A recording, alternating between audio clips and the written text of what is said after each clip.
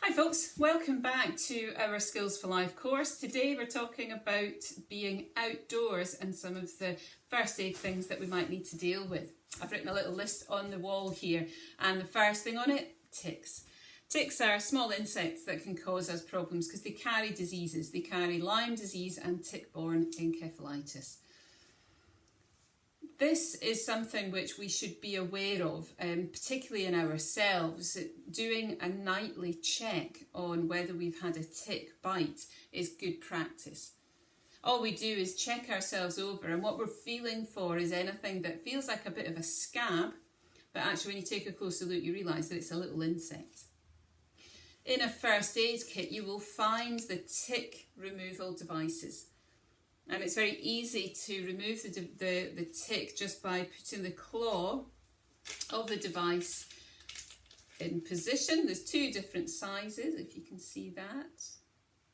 Yeah, see that? So using something like this, it will take the tick out. So you put it underneath the body of the tick against your skin, you twist it and you pull it.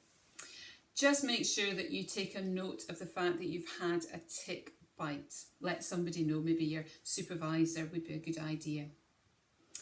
With ticks, the danger is that if they're left on for more than 24 hours, then they can cause Lyme disease. Lyme disease is something which we really don't want to get and can be treated if caught early on, but it can be nasty.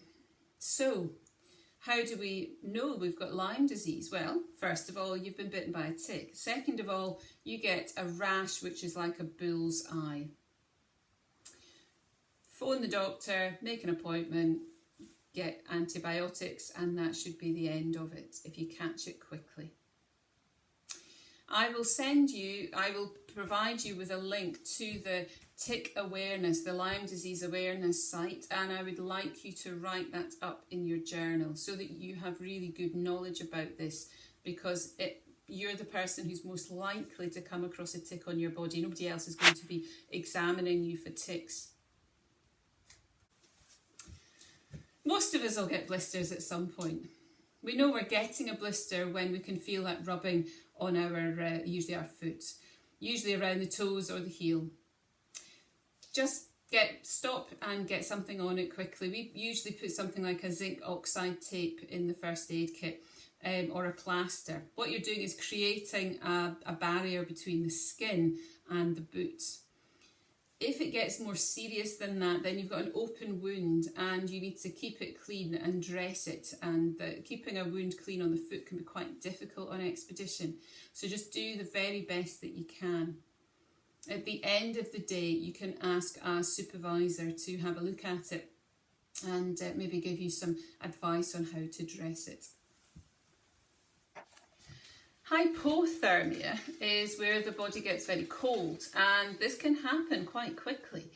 I'm in a mountain rescue team, and we've been involved in a number of rescues with folks who have become very cold very quickly. Within 20 minutes, in fact, their body temperature has started to drop and they're finding it difficult to move around because of the cold.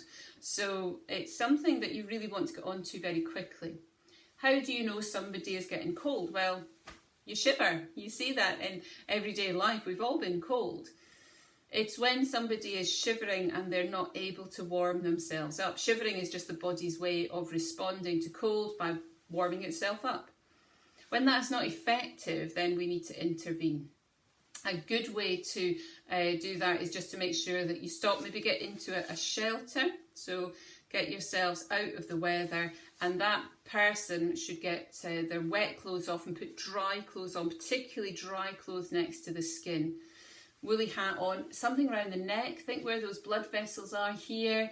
Yeah, we want to keep those nice and warm around the wrists and just get them warmed up. Something warm to drink would be a good idea in those early stages.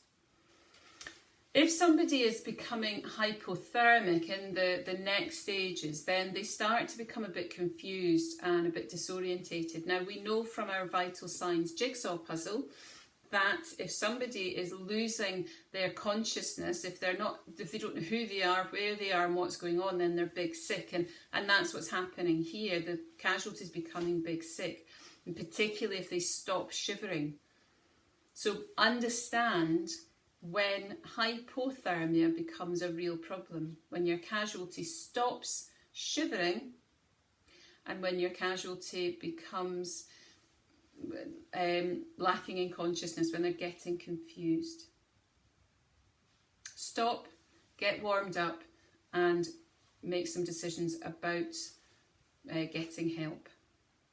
Now, hyperthermia, getting too hot, is something that we see often in the summer, where people just haven't drunk enough, they're in really hot conditions, they're carrying a big pack, and they become hyperthermic. Now, the body will sweat to cool itself down, but when that stops working, then we're in trouble. Casualties in trouble, and they deteriorate very quickly. Getting too hot. Well, if your casualty's getting too hot, or if you're getting too hot, then you'll start sweating. Sweating is the body's way of cooling down. That's great news. A bit like shivering is the body's way of warming up. But when that thermostatic control fails, you're in trouble. So with someone who is getting too hot, if they stop sweating, then they're big sick. Cool them down.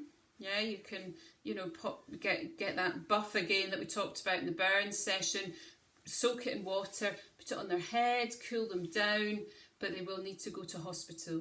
It's a medical emergency. It also coincides with them losing consciousness. They start to get confused. So when it comes to hypo and hyperthermia, the way that I remember this is that when the thermostatic controls that we have, shivering, sweating, when those fail, the casualty is big sick and you need to get help. I hope that makes it nice and simple for you.